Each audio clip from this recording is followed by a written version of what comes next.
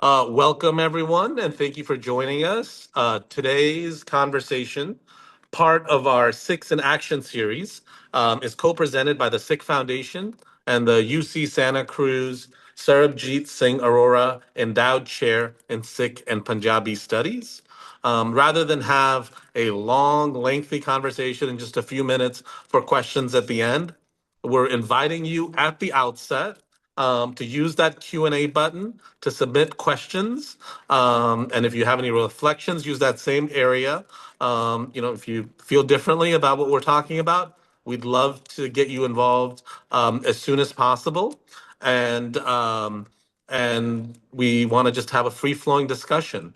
My name is Preetmohan Singh. I work as a strategy consultant. I have my own shop called Preet Singh and Partners. Part of my work involves working with Sikh Lens, where I'm the chief strategy officer, and I work here in the Bay Area and elsewhere. And 25 years ago, I was an intern for Kiki Kapani and the Sikh Foundation. So nearly half a lifetime ago. So I am glad to be here with Delegate JJ Singh from Virginia. I've gotten to know JJ a little bit the last couple of years, and his story is phenomenal. And we're gonna get right into it because JJ is a proud graduate of the University of Virginia, a Cavalier. He wears the vest proudly, and then went on to do the Peace Corps and to go to Harvard Business School. He's the CEO of a company that I'll let him talk about, and the first turbaned Sikh to be elected to any statewide office in the United States, and not just the first, but paving the way for many. Without further ado, JJ, I wanted to start with you and ask this notion of Sarbat da Bhala. How did it figure into you even deciding to do first the Peace Corps and then second the work that you do now as a state legislator? Well, thanks for the question. Thanks for having me, Breed. It's great to be with you and in the Sikh Foundation, and this is a great program that you guys have put on. I was a student at the University of Virginia, and growing up, I had gone to camp every summer, Sikh camp every summer, and in our community, Seva was very important. And I thought about Seva in terms of what it was that I wanted to do, and this concept of Sarbat da Bhala, welfare for all. And I became fluent in Spanish in high school and college. And I had gone to El Salvador one summer to help rebuild houses after a hurricane. I'm sorry, earthquake. And through that experience, being fluent in Spanish, already having experience being in El Salvador for a summer, and I did an internship at the Inter-American Development Bank. I thought economic development might be something I wanted to get into and was interested in. And I was also influenced by the notion of Seva. And so I joined the Peace Corps, the first turban Sikh Sardar to serve in the Peace Corps ever. And I was in Bolivia in South America, lived at an altitude of 12,000 feet. And they had never seen anyone like me before. I was called, this was right after 9/11, and I was called Osama on every street corner for basically a year. And it was a kind of a challenging experience, challenging environment. But, over time, I built relationships while down there.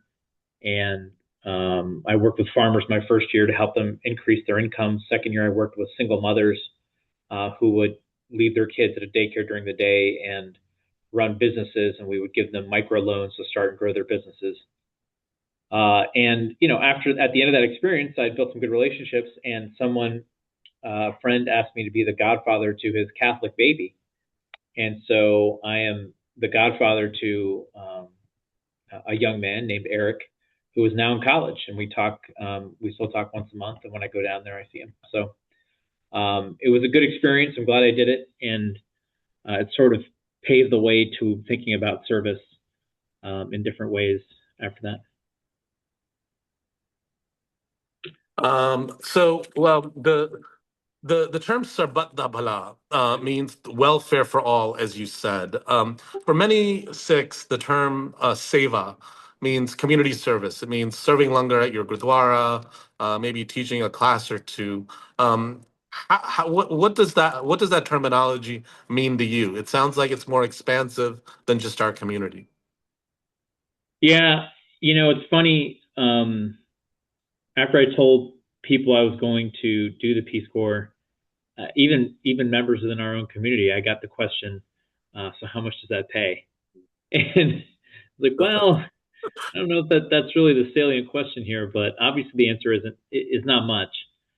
And yeah, there's this prevailing wisdom amongst some at the time that service is really about being a Sevadar at Langar and doing some other things here and there for the community, but not necessarily dedicating your life to it. And it makes sense because Kirtkoro is one of those principles about working hard. And one of the underlying thoughts behind working hard for many people, not everyone, is earning an income for your family. And so if you're off being an idealist out in the world, it's really hard to earn for your family. So I don't begrudge people who ask me that question. I understood it at the time, maybe not as much as I do now, but I understood it. But I think just the way I grew up in our community, I wanted to live some of those teachings and not just sort of do them on the side. I wanted them to be a part of the work that I do. So my role in public service now as a member of the House of Delegates and my time in the Peace Corps were sort of emblematic of trying to incorporate those elements of my life as a matter of what I do, not just an extracurricular. And let's get to you being installed. That I was fortunate enough to be in Richmond, and I think again this notion of Sarbat da Bhala, the people that were there. I think the sergeant at arms said we broke the record for the number of people who saw a swearing in at the Richmond State House. But it wasn't just the number; it was the diversity of people. Can you describe to me who came up and how those relationships lead to you leading with Sikhi? Yeah. So because this was novel for the House of Delegates, it wasn't typical to have a Sikh. They've never had a Sikh in their 400-year history. Normally, the way swearing-ins work is you have a very public swearing in where you stand at your desk, you raise your right hand, and all 100 members of the House of Delegates get sworn in at the same time and sign a piece of paper, and then it's done. Then you have a special ceremonial ceremony where your friends and family can come visit and so forth, and you get sworn in again ceremonially. Well, my case was a little bit different because I won a special election, and it decided control of the chamber. So they swore me in, and then that day, when I started, the governor was giving his State of the Commonwealth address in front of the Joint Assembly and all the cabinet members, the Supreme Court of Virginia, and so forth. So they swore me in officially that day in front of everybody, which is atypical because normally if you're just doing a special election and you don't get the chance to be with all other 99 members swear in at your desk, they take you off into a side room, swear you in, and then you get seated. But they swore me in front of everybody. And then 2 weeks later, we had the ceremonial swearing in where you attended. And the previous record we were told was 250 people to attend. And so naturally, we started making some calls, and Gurdwara started bringing some buses, and yeah, we got to 270. And we had the swearing in where we had faith leaders from Christianity, Hinduism, Buddhism, Islam, Judaism, and of course, from Sikhism. They all did an opening invocation or prayer, and I wanted it to be a multi-faith, interfaith event where it was more about including everybody, because so often when we have these invocations, not often, always, we have one single faith being represented. And I wanted all faiths to be represented. And I wanted to show that Virginia is the cradle of religious freedom, because Thomas Jefferson offered the statute for religious freedom, which became the basis for the First Amendment to the U.S. Constitution. And it's inscribed in marble on our wall in the chamber. And so I wanted it to feel, I even had basically an atheist read a poem. I wanted it to feel all inclusive, all encompassing. And there was also a reading of Martin Luther King's letter from the Birmingham jail, his famous letter. And so we wanted it to feel inclusive, and it was. And at the end, my friend Seva, who does kirtan at Raj Khalsa Gurdwara, and her mom was Bibi Amarjit Kaur, and she has done kirtan at Harmandir Sahib. Seva did the Ardas, and she did a fantastic job. But we also had, scripture from all the other religions around the world, not all of them, but a significant number of them. And so it was a really great experience to be able to just say how far Virginia has come, because Virginia started off as a state that, had slavery. It was the epicenter of the Civil War. It was a stalwart in segregation. And I just wanted everyone to sort of come full circle as to where we've come from, where we've been. Amazing. I know, and it was really moving. And I think for those, we've had several people join us. Welcome. I'm Preetmohan Singh. I'm in conversation with JJ Singh. And welcome to the webinar. We, at the outset, let everybody know to please put in your questions as we go along, rather than waiting till the end. I will let you know that attending that was, and I've been to a lot of events with presidents and others, and that event was particularly telling in the inclusiveness that Vijay just described, from an atheist to a Muslim to a Buddhist, and it was very intentional. Because a lot of people say, well, the separation of church and state, don't bring religion into the state house. That's not what Thomas Jefferson meant. He just meant, he meant a lot of things. But one of the things he meant was that no state-sponsored religion, that your own religion, as long as it's not imposed on others, is what the Virginia Statute of Freedom really, talks about. So we have a question from Kulvinder Singh. JJ, why the Peace Corps at that time in your life? What did you learn from that experience? And did you see more of South America? And how did it lead to the return to the DC area for you? Great questions. So I had just been interested in economic development. I had worked at the Inter-American Development Bank for a summer. I had spent time in El Salvador. I was fluent in Spanish. I was an economics major, and I thought I could meld my interest in foreign cultures and languages with economics and do economic development. And it's more of an idea on paper that I thought would come together nicely.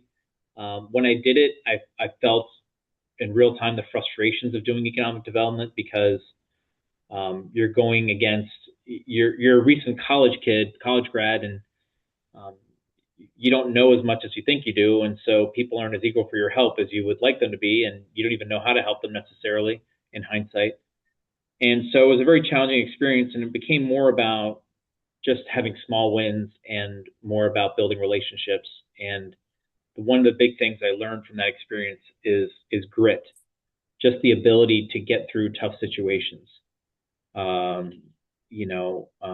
I would be talking to people who didn't speak Spanish. They spoke Quechua and Aymara, and those are indigenous languages down there. So I had to learn some of that. I had to learn about farming, which I didn't know much about because I was an economics major and grew up in the suburbs. And so there were a lot of things that I had to learn and do and become.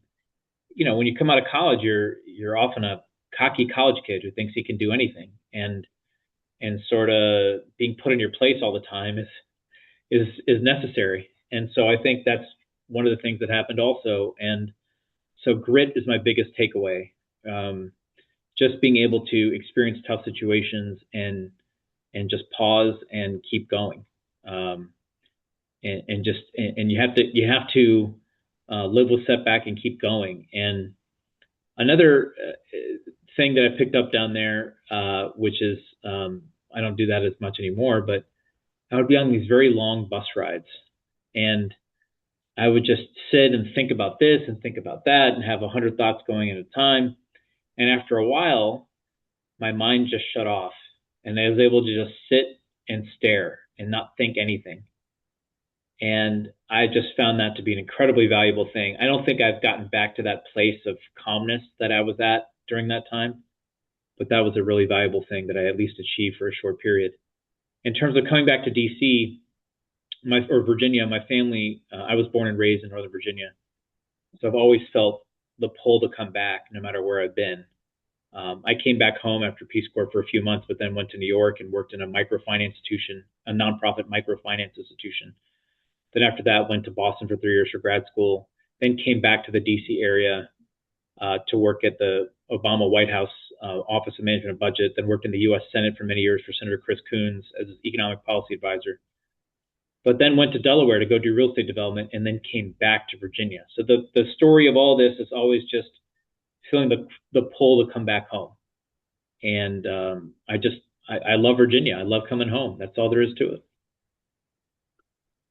That's great. Now tell me about, so when you decided to run for office, you didn't run for the U.S. Senate. You didn't run for President of the United States. Some Sikhs have, and they've never been elected dog catcher. So so you've mentioned, hey, this whole notion of earning your living by honest means. And now we talk about Sarbat da Bhala and serving all, not just the Sikh community. Why pub, public service? So why the slings and arrows? I mean, there are state representatives who've been targeted with political violence. Things I'm sure that as a father with two young daughters that you and your wife talk about. Why put yourself out there? You've been called Osama on multiple continents. Why put yourself out there? It's a very good question to which I don't have a succinct, clear answer. I think when you grow up in an environment where service, Seva, Sarbat da Bhala is an important priority instilled in me by my mom and dad and the community, it just becomes a part of who you are, and you don't think twice about it. It seems, it's sort of like asking, why do you go to sleep at night? I don't know. I'm tired. Why do you drink water? I'm thirsty. I don't know. It's just something you do on a regular basis. And I've always had an interest and love for politics and policy. And so, I was class president at business school, and I actually didn't like it all that much because people expect you to do all these things that you have no authority to do.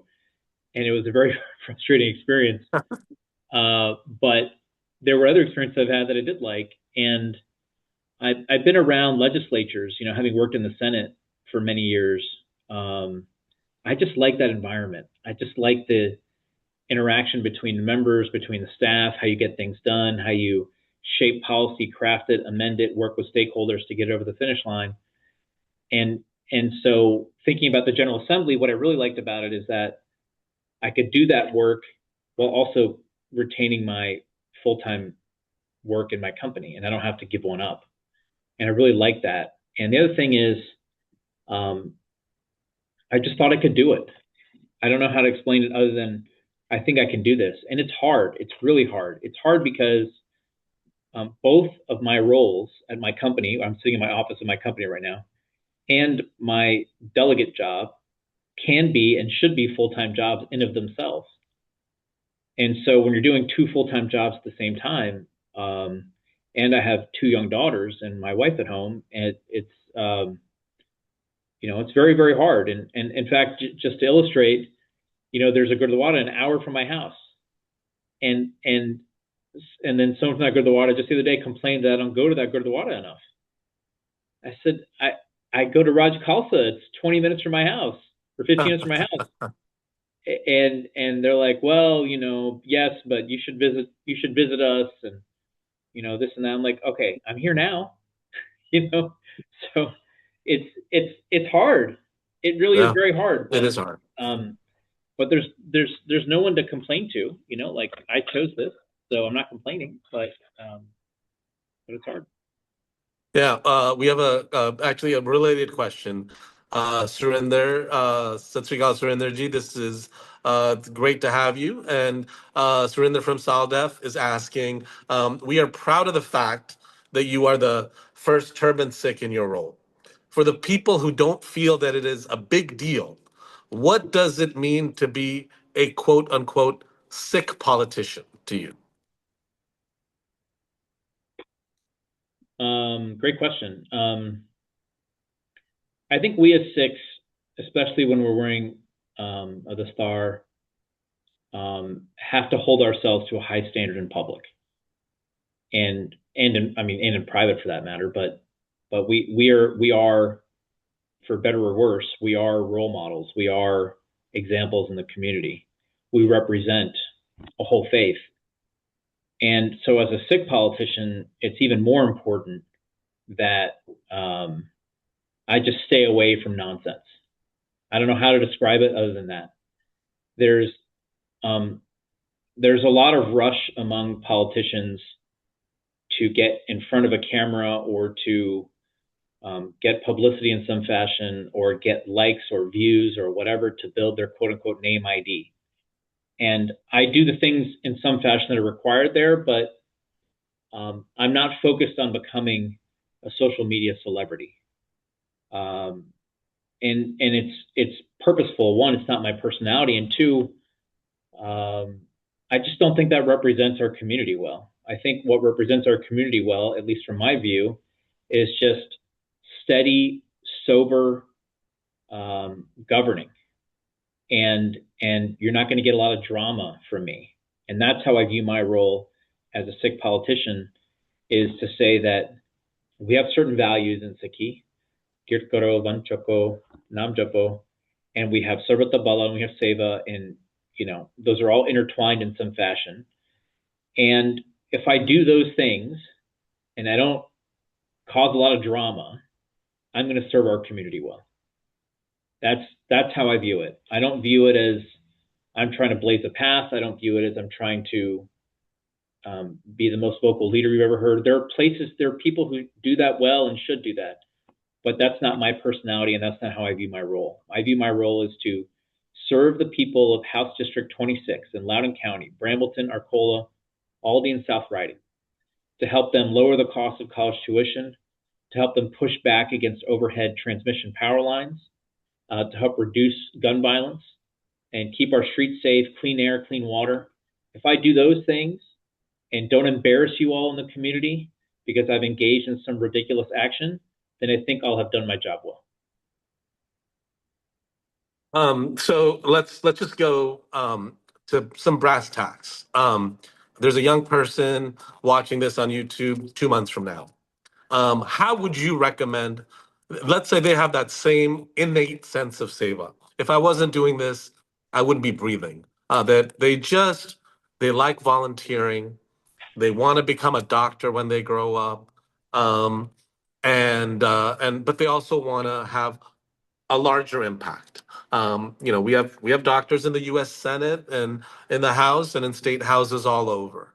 What would you tell that young woman who's listening, saying, I'm going into 11th grade, 12th grade.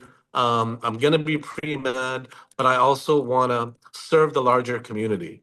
How would you tell her to go about doing it? And talk to me about economic development in Northern Virginia, leading to being the treasurer and everything you've done. Okay. So let's start with your question about the, woman who's 11, or girl or woman who's in 11th grade, 12th grade, and is thinking about being pre-med and wants to make a broader impact. I would say, from my perspective, it is all about your neighborhood, from my perspective. And what I mean by that is I think we can get so caught up in conceptual or big picture or, big leadership type things. And what you really need to be doing is like, okay, is there someone in my neighborhood or my community who could use help? Someone specific, and just go help that person. And I think with respect to being a doctor, there are perfect linkages to public health. And there are plenty of people who lack access to affordable care. And there are plenty of opportunities, at Argo Waters, for example, we'll have doctors come in and provide free consultations to members of the Sangat. And you can be an EMT and you can serve the community in so many different ways. But I think too often people get caught up in focusing on what they want to be and not what they want to do. So I want to be a senator, or I want to be president, or I want to be governor. And they don't focus on what they want to do. Well, it's like, well, okay, if you're a senator or you're a governor, what do you want to do in that position? Oh, well, I want to give free healthcare to all, or I want to improve access or quality to healthcare. Okay, great. So just go do that. And if that leads to something broader or bigger for you, so be it. But if it doesn't, you're doing what you wanted to do anyway. So it's just focus on what you want to do, not what you want to be. And that second portion, and talk to me about your journey. You were doing what you wanted to do, economic development in Northern Virginia. Why are you now sitting in the State House in Richmond? And Okay. How are you sitting in the State House? Okay. So brass tacks. Okay. So I'm sorry, one second.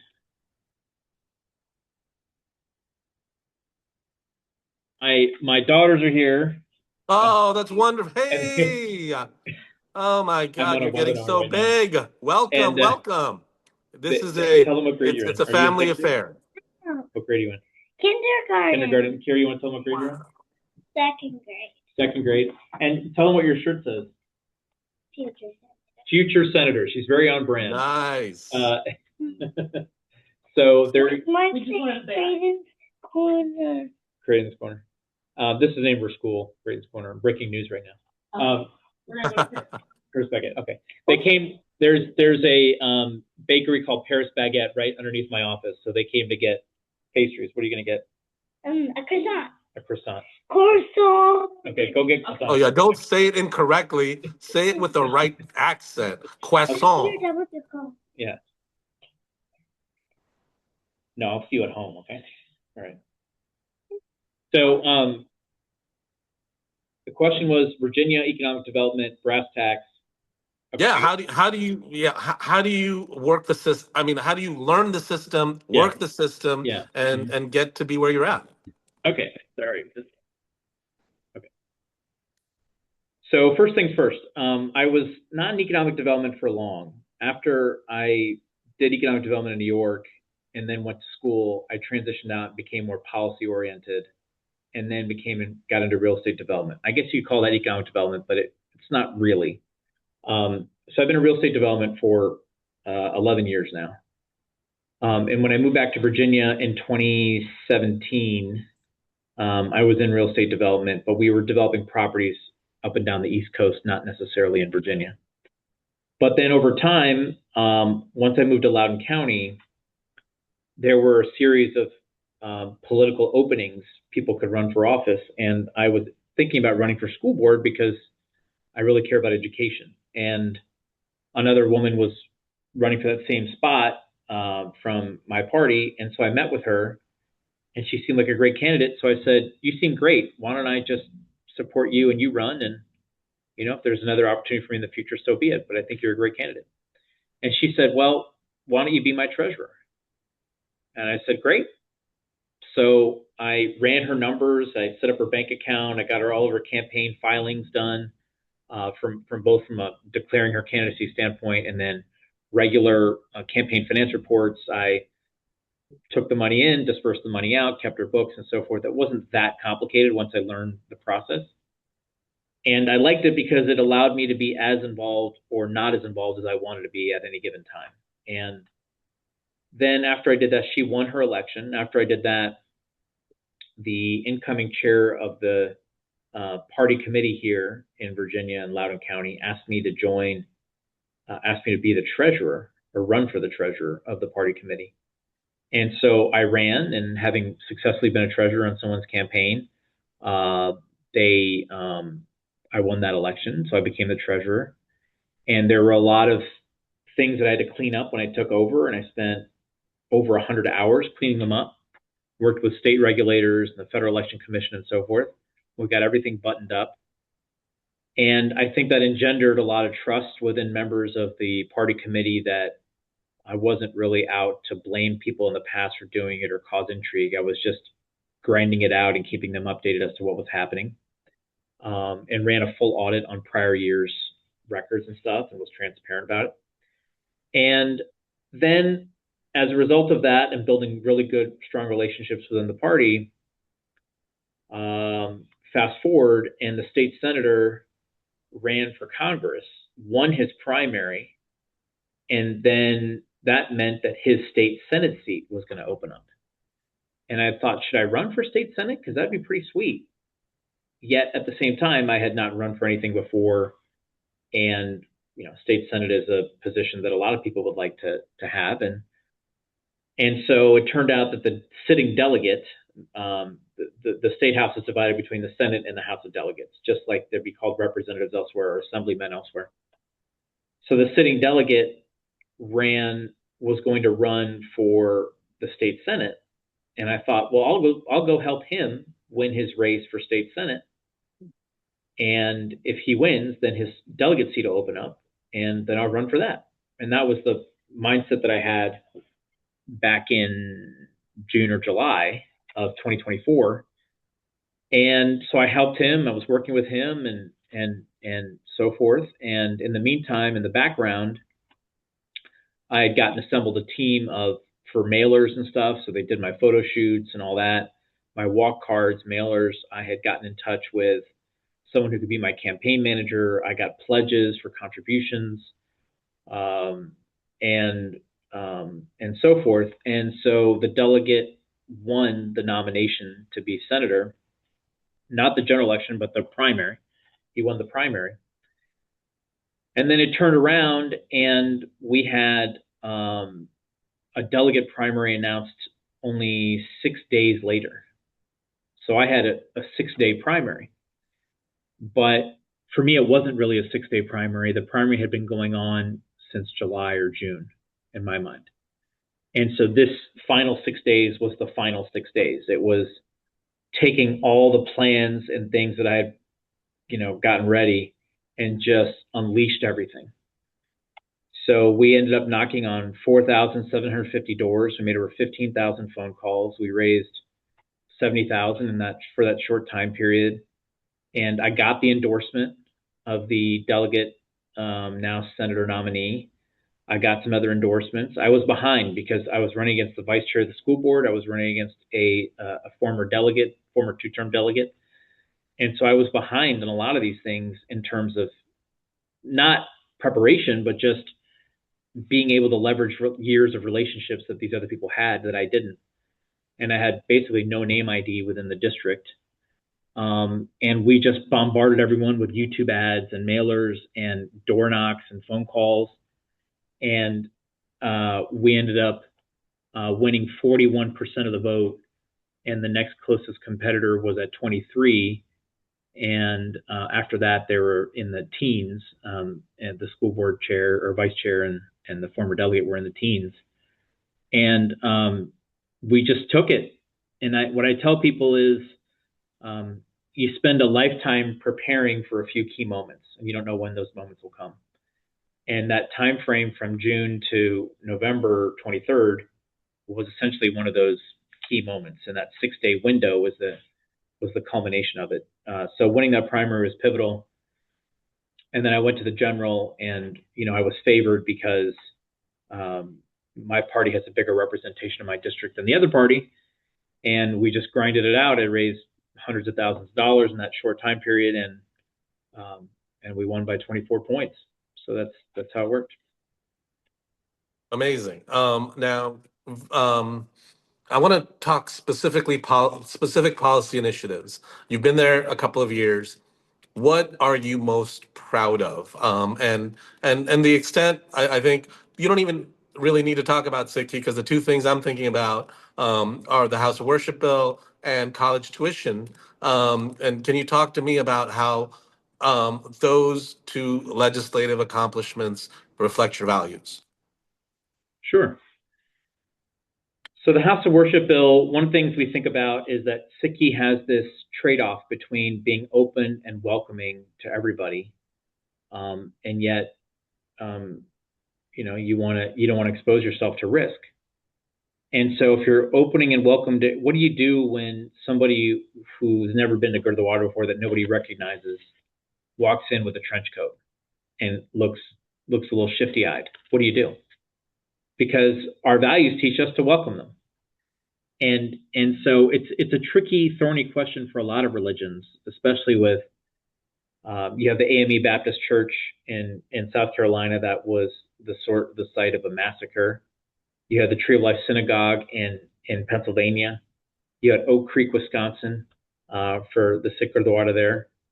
So I authored legislation that would require the Department of Criminal Justice Services to come up with best practices for security that could be disseminated to our houses of worship if they so desired to have those best practices. And so I worked a lot with SALDEF actually, and other groups to get that to a good place. Even the Baptists initially opposed the bill. Independent Baptists opposed the bill because they thought what I was trying to do was take guns out of churches. And while I don't believe we ought to have guns in churches, that wasn't in the bill. And so they realized it was just a matter of best practices, and so they dropped their opposition, and I got bipartisan support on it. The next thing you're talking about is college tuition. When I went to the University of Virginia, tuition, room, and board was $15,000 a year, and now it's $41,000 in state, and no one can afford it.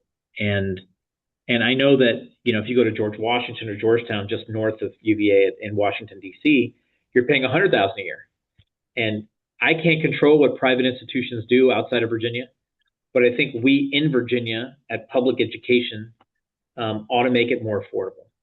And so I got $55 million approved in the budget to lower the cost of college tuition.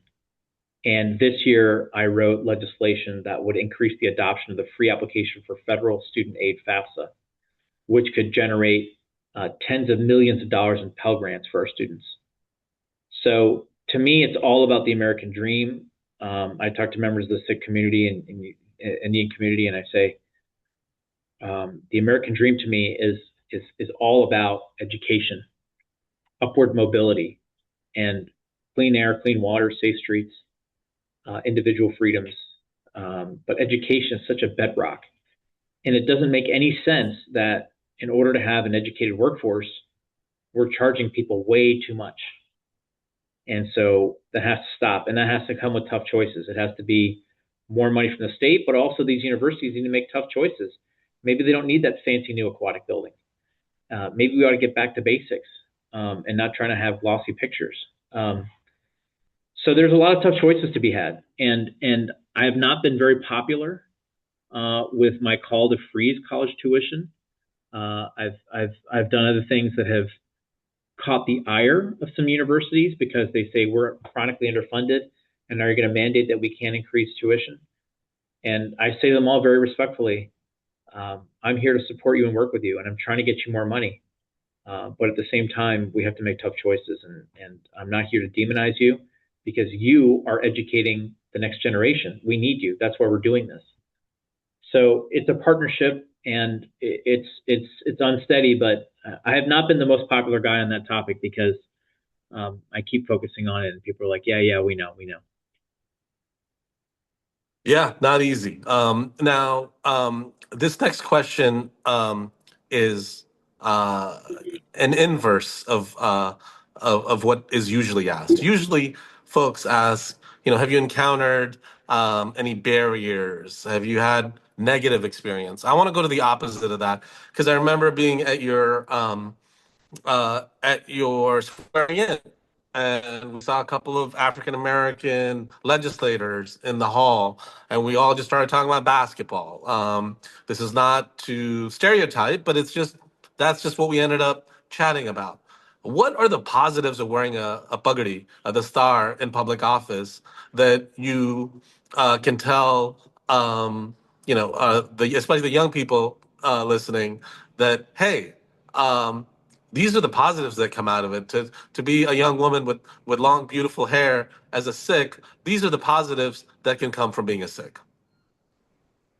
Well, although I would like to speak about what it means to me to be a woman with long, beautiful hair, I think I'll let others describe that. But in terms of wearing a pug, I will say that the positive for me is that you're recognized or recognizable. And for example, I get invited to high school graduations, and I'll stand up on stage and shake the graduates' hands. And I'll be at Eagle Bank Arena, where George Mason University is in Northern Virginia. And guess what?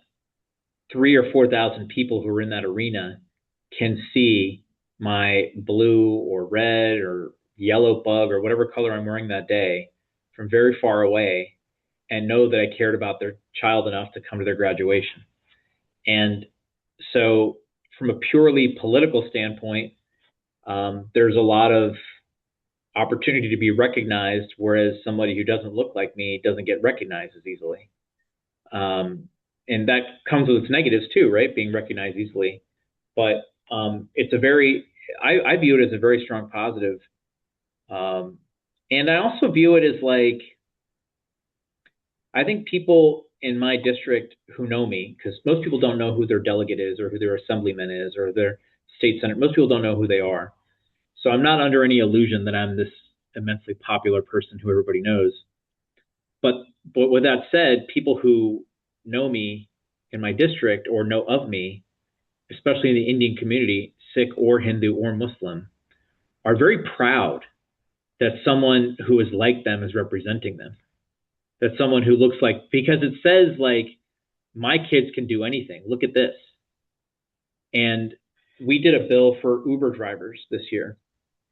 And Uber drivers don't always know the fares that passengers are paying, and there's an opaque nature to the transaction between Uber and its drivers, especially about deactivation policies. So I authored a bill that would make that process more transparent and give drivers more of an update on what's going on with fares and so on and so forth. And we got it passed.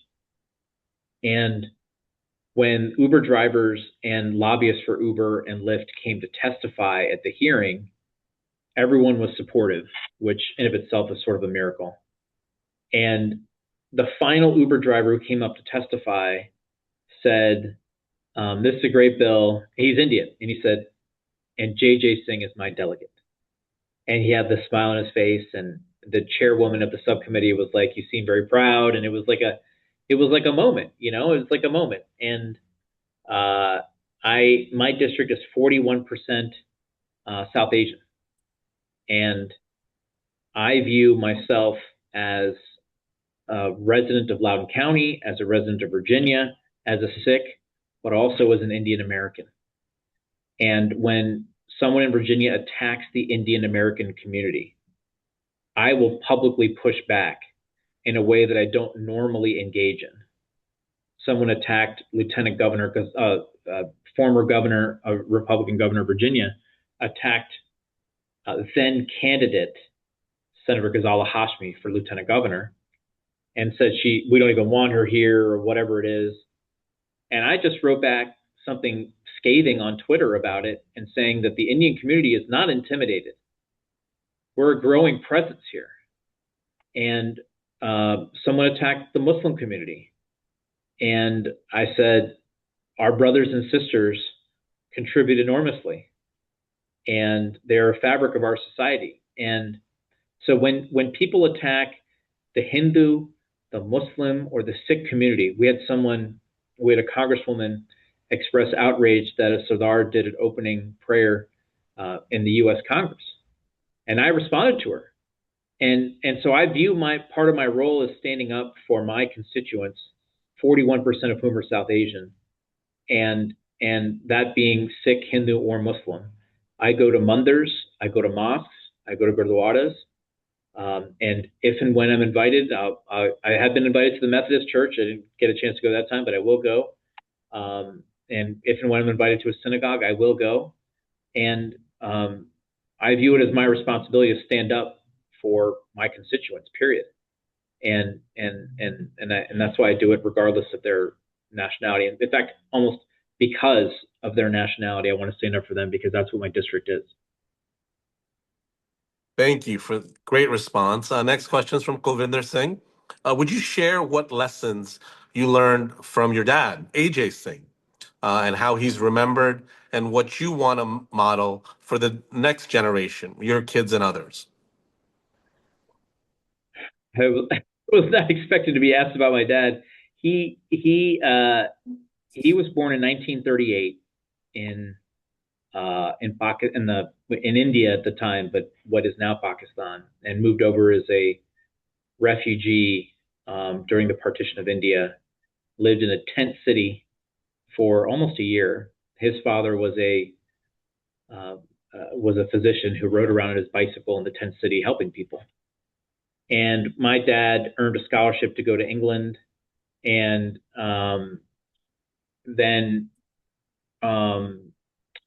came to the U.S. to study in Cleveland. Moved out to California, got some teaching roles and a job at the Department of Veteran Affairs, and then moved to Virginia with my mom. And a couple things stand out. One is he himself was committed to service. I mean, he worked for the Department of Veteran Affairs, and me going into the city with him to work, once a summer, maybe I'd go and sit in his office, and I just remember the just how magical Washington D.C. felt, and you just get this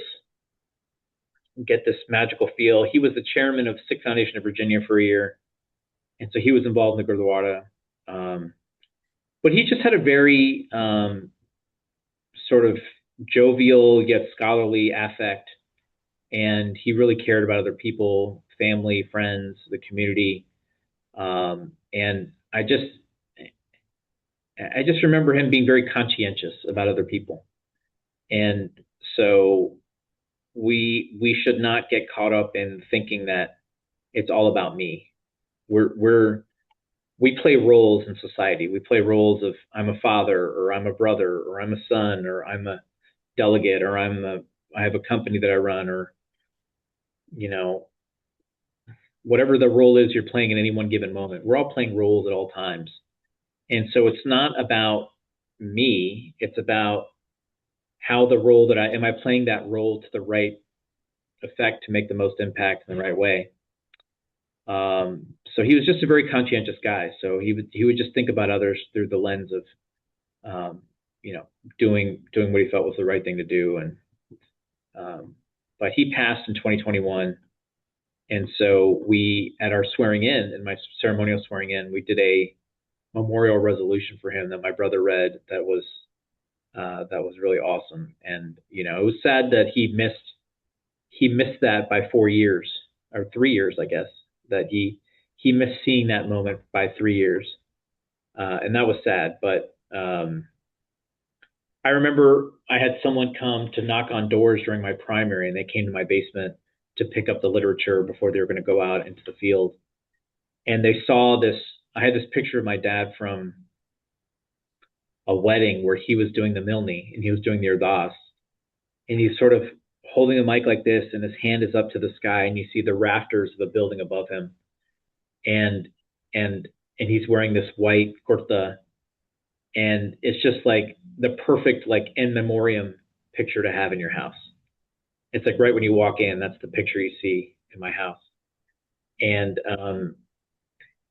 so someone saw that, and they said, I worked at the VA. I know your dad. Wow. I remember your dad.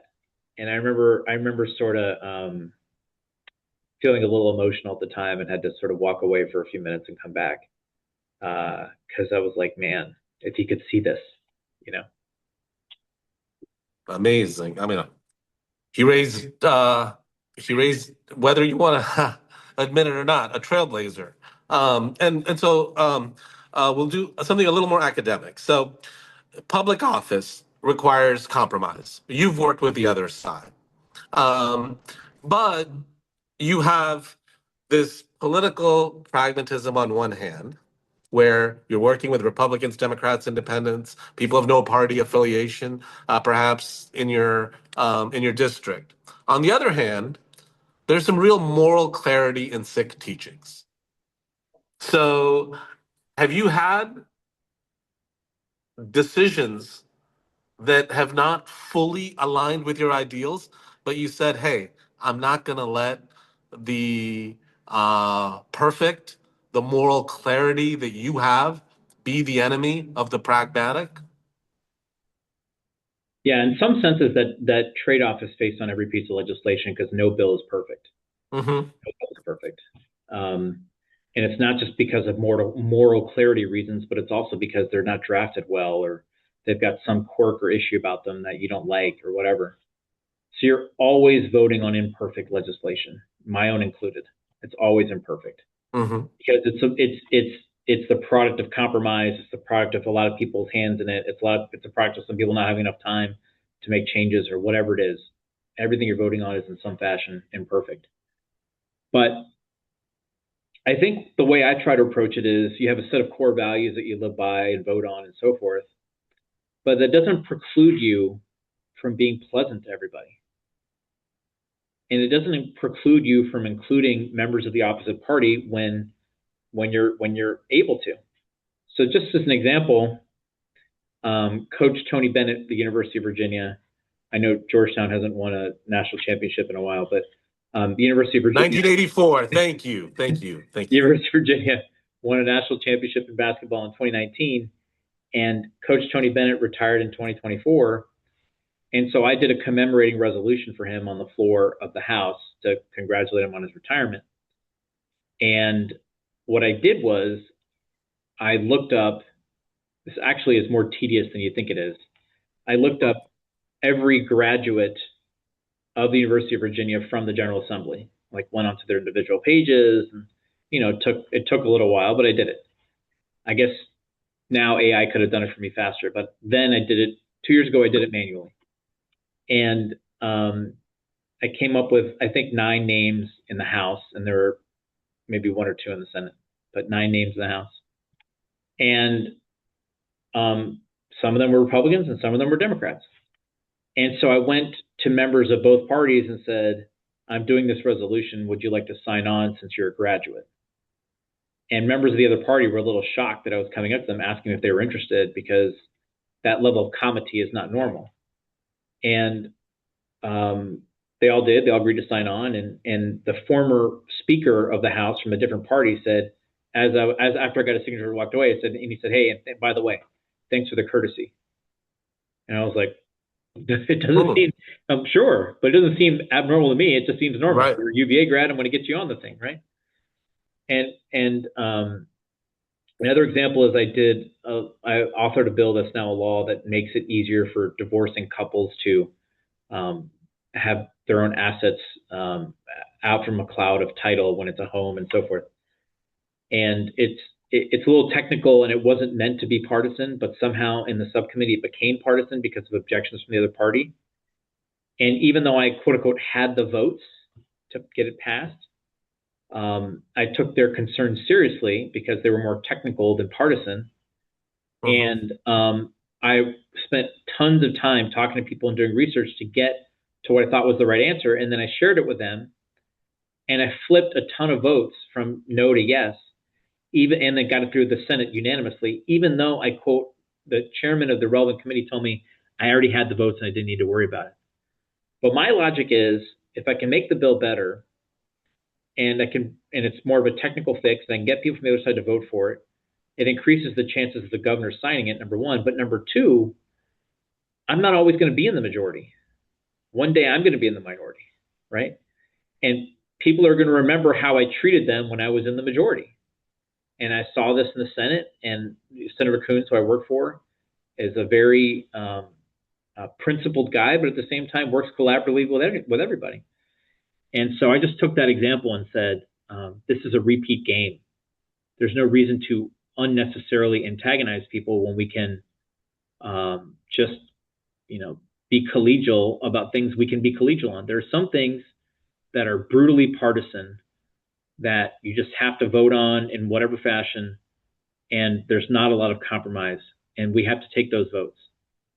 But when you don't have to take those votes, or it's not that kind of bill, you don't have to be nakedly partisan or aggressive. You just don't have to be. And so that's the approach that I take. I'm going to combine a couple. One is from Govinder Singh, and this is a question and an invite. What did you learn from your mom, the retired teacher? And then also an invite. So he's asking for you to come and visit us in Northern California, where you will meet Sikhs who are trilingual like you. And you can certainly imagine Dr. Baines, just meet Baines, the assembly member running for Congress right now, Sutter County Supervisor Garam Baines, and more mayors and council members coming up. JJ has been to San Francisco. We did a fundraiser for him out here. So Govinder, we'd love to connect with you on all of that. But the question about your mom, and we'll finish it out with something that comes directly from the Sikh Foundation. And I think it might be because Kiki doesn't know the difference between Virginia and West Virginia, because she wants you to sing "Take Me Home, Country Roads," and I don't know if that's an inside joke. Okay, let's start with one of the. Let me start in reverse order. Kiki may have done some research, because "Country Roads, Take Me Home" is the song that I sang at karaoke when I first met my wife. And we sang that at my wedding, and it's just something that is in the family. And if she did do that research, very impressive. And if she thought that I lived in West Virginia, that's okay, because it was once a part of the Union before 1860. The Commonwealth, I should say. With respect to my mom, she was not a teacher. She was in the Office of Academic Affiliations at the Department of Veteran Affairs, working with teaching hospitals, but she herself was not a teacher.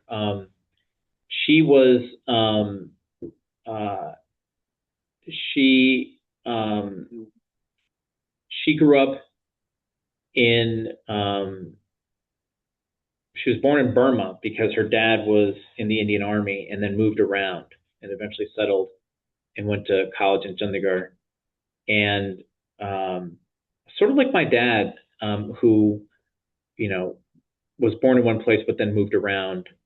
They're both a little bit more itinerant. And so she worked at the Department of Veteran Affairs just like my dad did. She has 3 master's degrees, very, very, very educated. And she's still thriving today. She lives in the house that I grew up in. I see her on a weekly basis. She comes to my house to hang out with us and my daughters. She'll sleep in the same room with my daughters. They have a wonderful relationship. She'll buy anything they want for them on Amazon with a certain $20 dollar limit. It's a very fun relationship they have. She is very active in the Sikh and Indian communities, and so I'll go to events in the Indian community, and people come up to me and say, "Oh, I know you," and I say, "Yeah, I served in the General Assembly and whatever." And they're like, yeah, that's great, but I know Preeti ji, she's my friend. And I'm like, okay, well, so I'll do a selfie with them and send it to my mom, and she's like, "Where is this? Where are you?" That kind of thing. But she's very active in the community, and I think I get that from her, because she's everywhere. I can't keep up with her. We try to get on her calendar, and she's like, "I'm too busy. Let me get back to you." So she's very active, very, very active. And the last was about Northern California and coming out here at some point. I would love to come. I am likely coming out in August for a couple days. I don't know where I'll be, but I would love to come. I have been out there to the Bakersfield area back in 2014 when a woman named Amanda Renteria ran against David Valadao. And I know Dr. Baines is running in a primary to then run against Valadao. So I'm a little bit familiar with Bakersfield from that visit. But she's going to do very well. I mean, she's got a fight in her hands both in the primary and the general, but she's got a lot of support, a lot of heavyweight support behind her, and she's done a fantastic job as an assemblywoman, and I think she's going to do very well. And she's inspiring, and when she's here in Washington D.C., I'm looking forward to seeing her and supporting her and learning from her. She's doing very well and will do very well. And I think And yeah, and at the fundraiser I referenced, she introduced you, welcomed you yes, to California, and yes, and that's what's great about the Sikh Foundation bringing us all together. yeah, Candidates on both coasts, men, women alike, hopefully young people and retirees, so that we can all that notion of Sarbat da Bhala and public service and Seva being intertwined. So we've come to the end of the hour.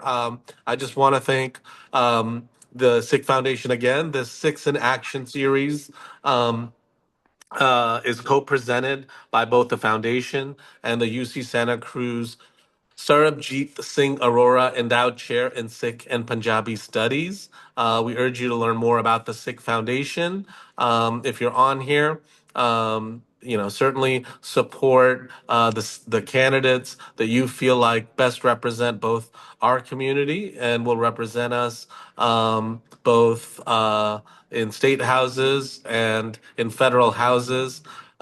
Because the level of representation should be more than commensurate. As Sikhs, we are called to public service, and rather than looking at just sheer numbers and saying, oh well, we're only about 750,000 people, we can wait a little while to do this, that, and the other. If we're inspired to do it by people like JJ, I think we should help each other and get to where we are outsized influences in our communities, especially when we bring our values to bear, which JJ certainly does. So thank you everyone for joining us. Can Thanks I for just the say a final Foundation. Yes, thing absolutely. on this topic? So, yesterday I was in Atlanta and I visited Jot Singh, who's running for the House of Representatives in Georgia. His primary is on May 19th, and I've participated in a fundraiser for him. I participated in a fundraiser for Dr. Baines.